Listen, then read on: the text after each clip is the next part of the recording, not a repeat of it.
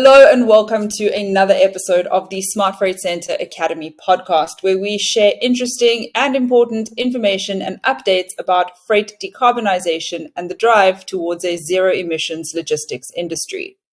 My name is Andy Golding. I'm the head of Academy here at Smart Freight Center, or SFC, as you'll hear us call it, and I'm your host for today.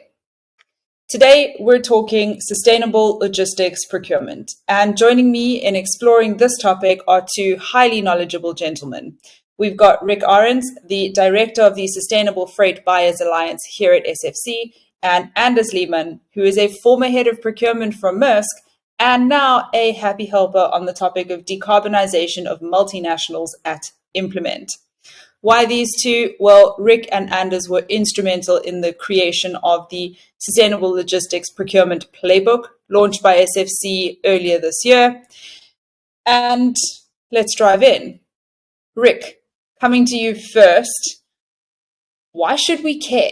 Why should we care about decarbonization and procurement specifically? Yeah, welcome, Andy, and thanks for inviting us to this conversation here about decarbonizing logistics and particularly the role of procurement in this area. To dive right into it, of course, I think everyone will know that emissions are on the rise, and we already surpassed the 1 degree was already a few years ago, and actually close to 1.5 degree. We've already met as an organization or globally in terms of, we actually have increased our emissions significantly. And logistics and transportation are responsible for 10 to 12% of global greenhouse gas emissions. And to help drive those logistics emissions down, we need to make every effort. So we need to invest into all of the solutions. And procurement is a critical role in this area because the ones that are driving logistics are the large multinationals that are shipping goods around and asking others to move their goods on their behalf. And that's why procurement is so essential to helping decarbonizing logistics and to achieve a 1.5 degree scenario globally. Thanks, Rick. Anders, 1.5 degree scenario. As a former procurement professional, what are some of the biggest challenges that logistics procurement professionals are facing today in helping decarbonize, lower emissions, get back in line with this Paris Climate Agreement? I think that's a very, very interesting question, Andy. And I think that you could probably answer this in quite many different ways. But I think for me, this is all about changing the conversations that you have, right? So first of all, does big organizations, does regulators around the world, do they actually understand what it takes to have different conversations on the topic of decarbonization of logistics? And I think throughout the process of developing the playbook, I think we saw a very, very mixed bag of the level of those conversations we met in the organizations that we interviewed. Some conversations are highly mature. They're really, sophisticated decarbonization experts in the companies around the world. But unfortunately, we have also seen the opposite, right? So, and if you can't change these conversations, you will have no impact whatsoever. If a buyer of freight and a seller of freight are not meeting and having those right conversations, then we have an issue. And I think it's fair to say that we have seen a very, very mixed bag of that. So this is one perspective to put on it. So we simply need to change the conversations between buyers and sellers. We need to create a common language which today does not understand. They don't understand each other, right? So this fundamentally needs to change. Another way to answer your question could be to think about that actually decarbonization of logistics in large multinationals, it's not a trivial task. There are 10,000 dilemmas that the professionals need to deal with. In the past, procurement professionals have valued cost, reliability, operational efficiency, and maybe occasionally carbon. And now we are in a world where we need to introduce that new language and actually talk about decarbonization. And if you're not used to that conversation, that's a complicated one to have. You could also say there are dilemmas around, so what's the right technology? Is it EVs? Is it alternative fuels, green fuels of various kinds, HVO, biofuels, whatever you call it. And if you're not used to, and if you don't understand the technicalities around, what is the right technical solution, you need to figure that out first before you can specify it, and then procurement can go and buy it. It's also complicated. I think another challenge is that to successfully decarbonize large operations, you need to think in value chains and no longer in standalone companies, right? So what you used to buy used to be a commodity, and the decarbonized logistics operation may not be as much of a commodity as what the freight buyers are used to. So we need to change the way we also think about the value chains, the customer interactions, the supplier interactions. And if you'd like to just specify and sort of negotiate the shit out of your dearest suppliers here, then maybe they will not help you on this pretty complicated path. So those are some of the reasons why this is complicated. So there's a lot, by the sounds of it, there's a lot that needs to happen. And it's almost like, where do we start? Because there's so many different considerations. It's a really complex issue to tackle.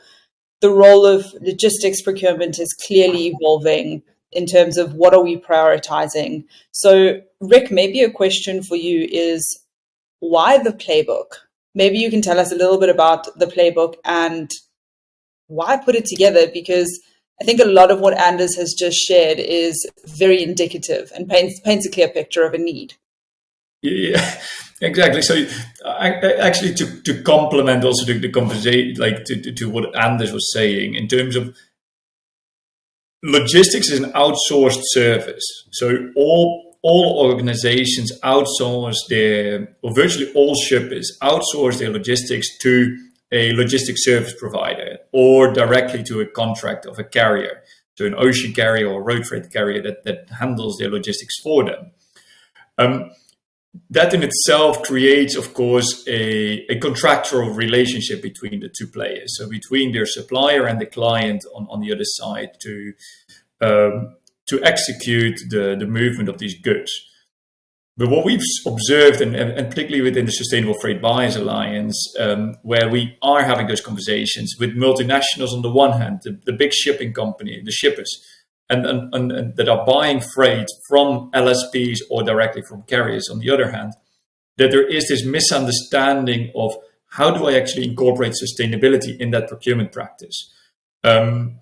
Because procuring logistics is done for decades, and in the past decades it was always indeed, as Anders was saying, about costs, efficiency. Let me get it as quickly as from A to B. Just-in-time management was critical.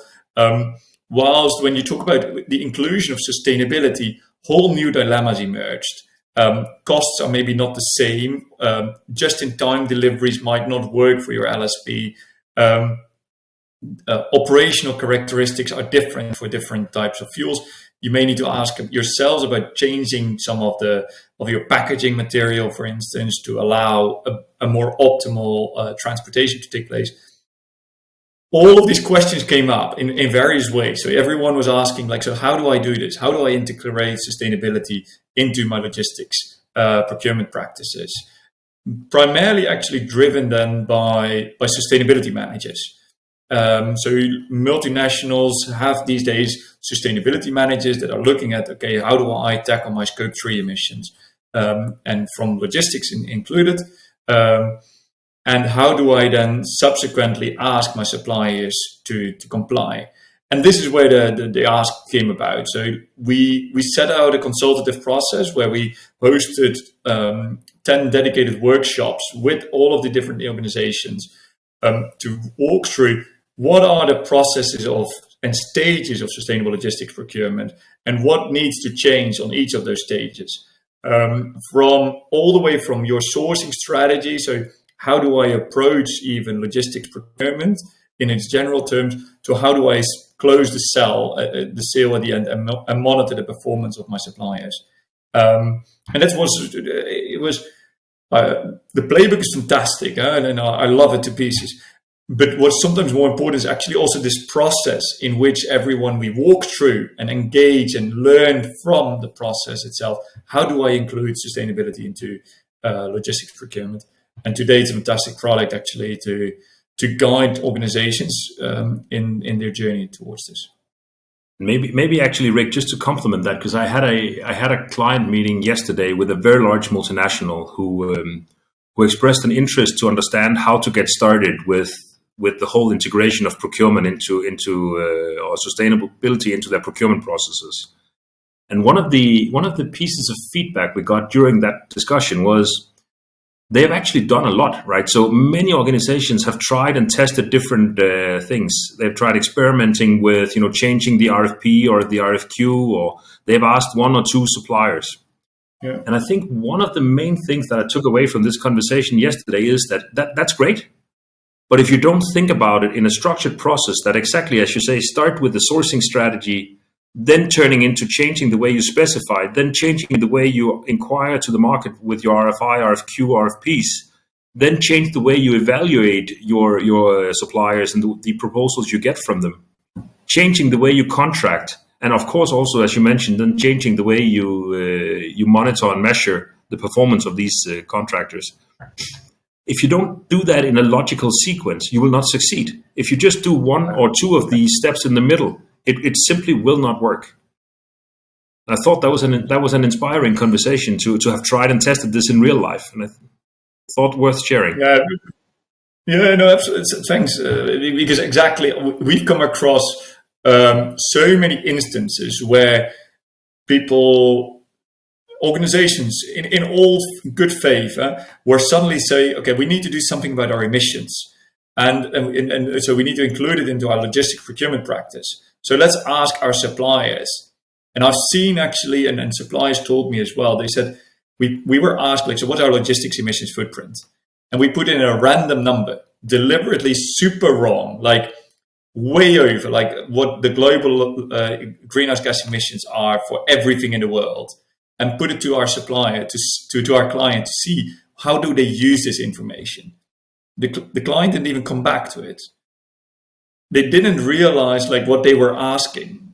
And this is something that we need to kind of really, and that's why we created the Playbook as well, is to make it a structured process that you go from not only about including it in your RFI or your RFP process, but really go from it from front to end, from your sourcing strategy all the way through to your contract negotiations and monitoring performance. Because so often bits and pieces are being done with all good intentions, but it doesn't land, and you don't change it as such.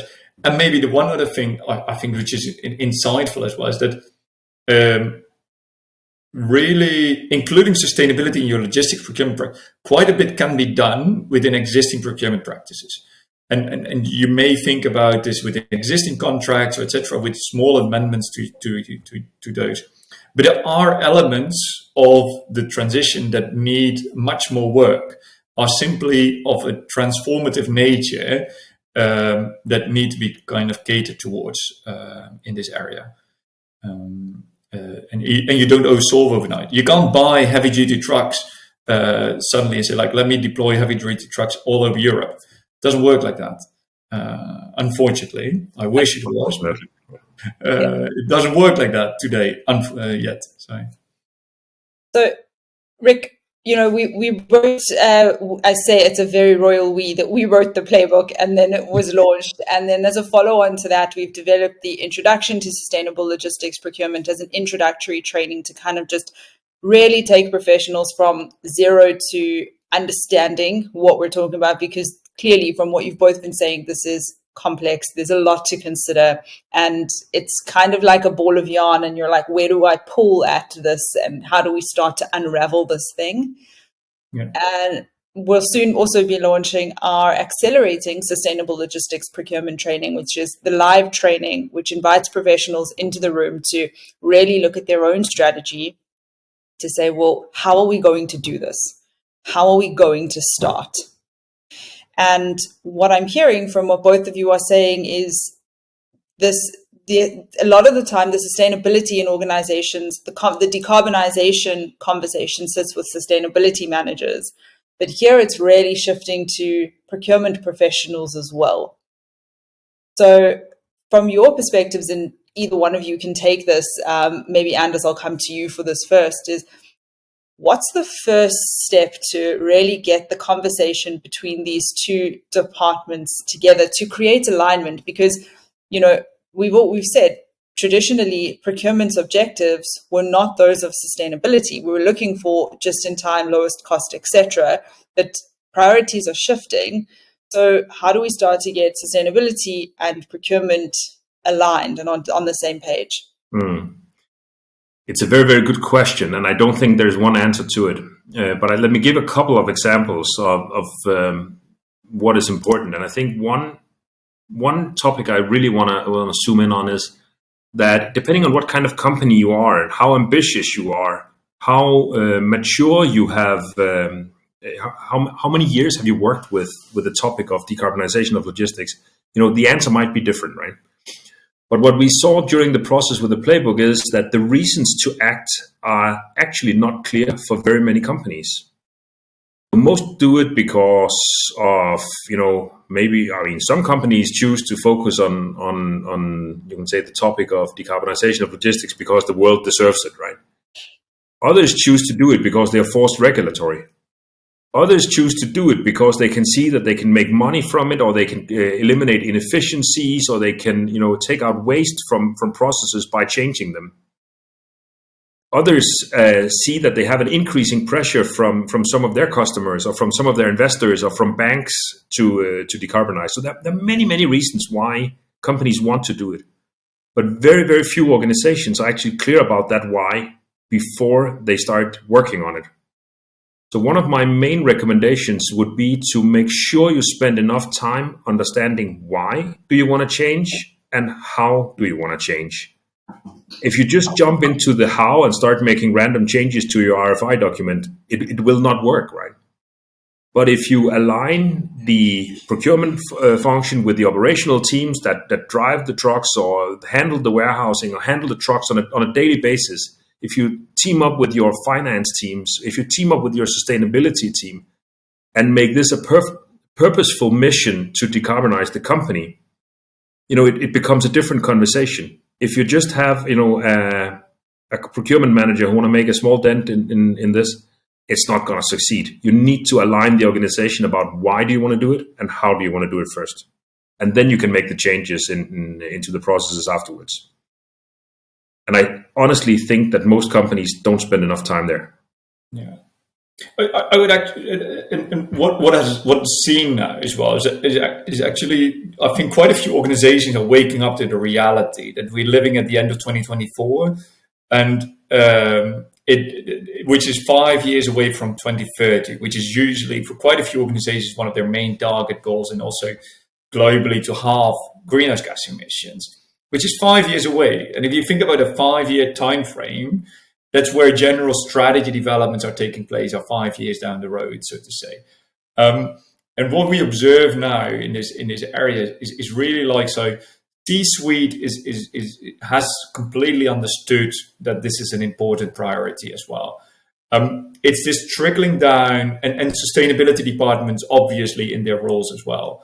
But this needs to trickle down to all the other functions, as Anders was saying. Like, how can we not only talk about that sustainability is a nice to have from let me get a good annual CSR report out of the way, to a business driving essential ingredient to survival of your own organization in this area.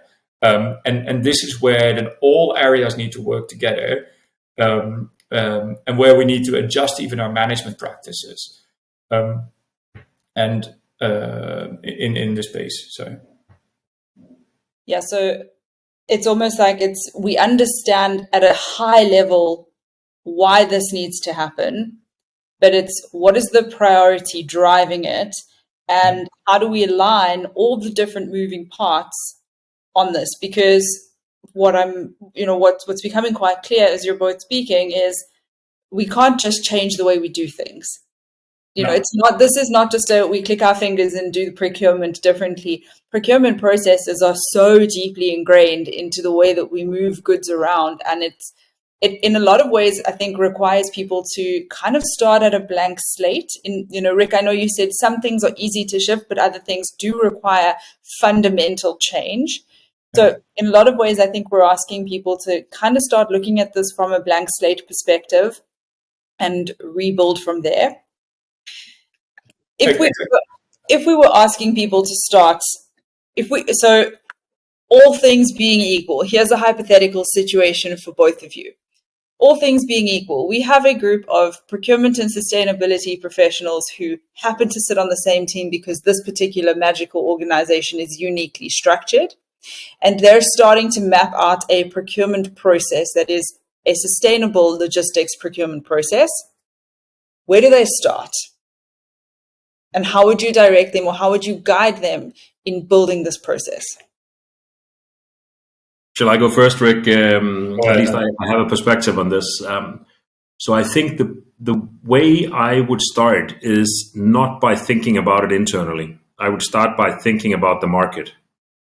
So I would start by making sure that I understand what is technologically feasible, what is available in the market, who of my existing suppliers are already doing something which I could piggyback on. How could I get started fast with what is already available in the market?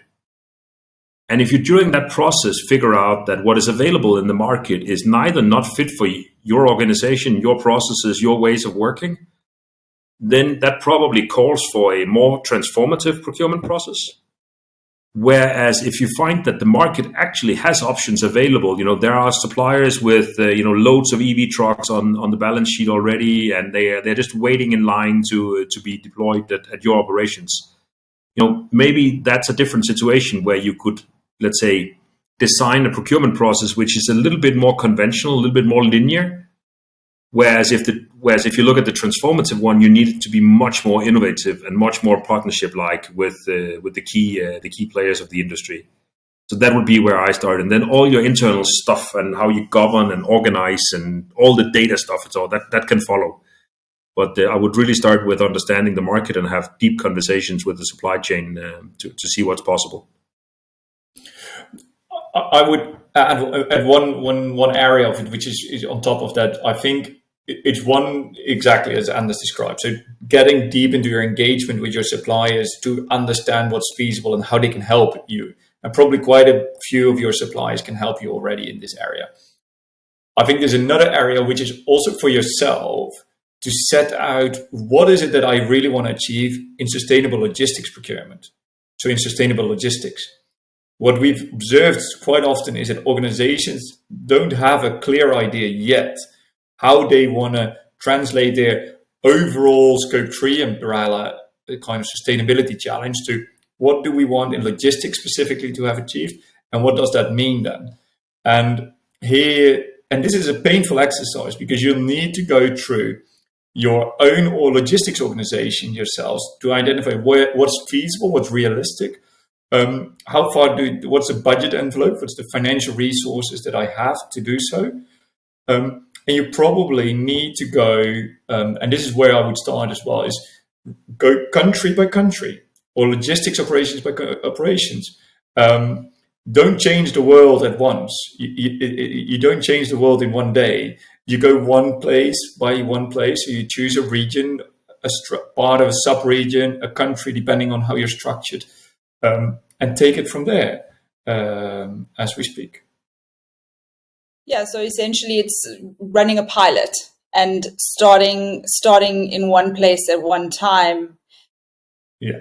What would be... Well, let me challenge that. I really would like, I think we're done with the stages of pilots.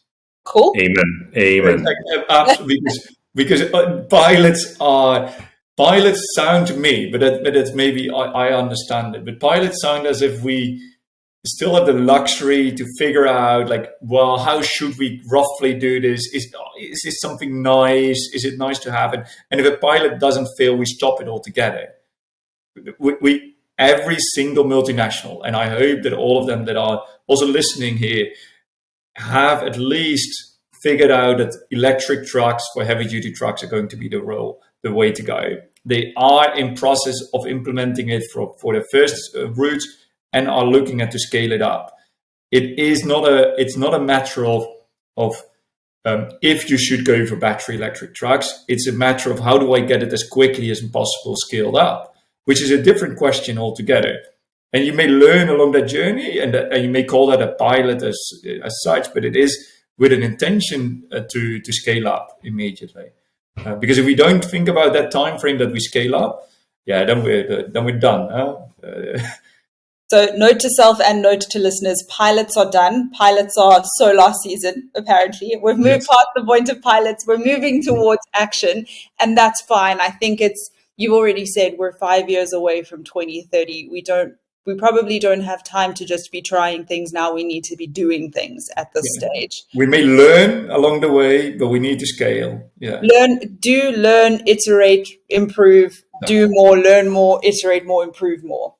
So Rick, coming back to the question, and I won't say the P word, I promise. If you're saying just now, an organization needs to start somewhere, like start in one region, what would be a low-hanging fruit or a good place to start? Or because I imagine that there's a lot of very well-intentioned, ambitious people out there wanting to get started, but we've seen there's different levels of conversation. There's buyers, there's sellers. We need a common language. We have procurement and sustainability coming together. There's a lot of people who I think want to get started. Where and how? And maybe Anders, I can see there's wheels turning for you at the moment. So where and how to get started? I think the quite simple answer is start reading the playbook. Because I actually think that a lot of the questions that most procurement professionals sit with, they will be described in some shape or form in the playbook. And I think, at least when we started drafting the playbook, we thought it might be helpful to be as practical as at all possible. So for every chapter, we have included resources that procurement professionals can start using or adapting as they see fit. So we have given examples of how can you specify your future needs. We have given examples of what could contractual language look like. We've given examples of what could the sourcing process look like. We've given examples of questionnaires that could be included, but only include them if you actually promise to use them for something. Those type of resources are already available in the playbook. So I really hope that will trigger some reading. And maybe also to say, how do you start? There's a simple logic in every place that there is. It is starting in decarbonizing logistics, and this goes a bit beyond procurement in itself, but decarbonizing logistics has a simple logic. You start to track your emissions by calculating or reporting using the GLEC framework. That's a starting point. You ask your suppliers as well to help you with that. Do you have your emissions profile? Have you asked your suppliers on this? Secondly, you set a target, as we discussed just now. Like, how do you set a target? What is your ambition? What is your goal? Do you want all electric vehicles for last mile delivery? Do you want all of your maritime transportation to be on carbon neutral transportation? You need to set kind of more specific targets accordingly. You design your reduction strategy. So you can think for every single part of it is you can optimize your own logistics. You may think about, does everything need to arrive really on the Tuesday? Or can we allow a little bit of flexibility to our LSP to deliver it? Do we need alternative fuels potentially and pay for it? And finally, as we started the conversation, how do you get started? Is have you ever asked your suppliers or your client what they can do for you?